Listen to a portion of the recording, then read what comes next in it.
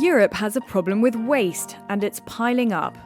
Not enough recycling and too many landfills are an unsustainable scenario. But the European Parliament is backing measures for change. New plans to keep waste out of the trash bin and make landfills a thing of the past are at the centre of the European Union's circular economy package.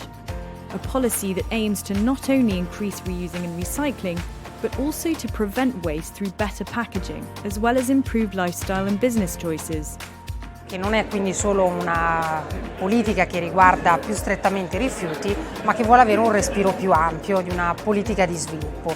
Le misure importanti che sono previste all'interno di questo pacchetto riguardano sicuramente le misure di prevenzione nella generazione dei rifiuti. Today, less than half of all municipal waste is recycled or composted.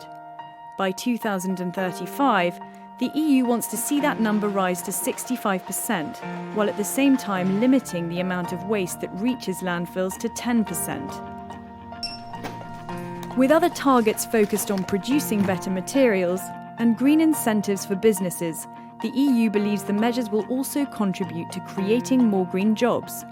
Sono importanti, poi ci sono tantissime altre misure comprese in questo pacchetto, ma la cosa più importante da sottolineare è che appunto questa è una politica che va nella direzione di rendere l'Europa più competitiva.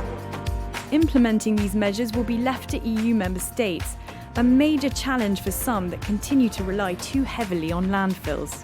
But as Europe shifts to a circular economy, the path to prosperity will soon become a sustainable one.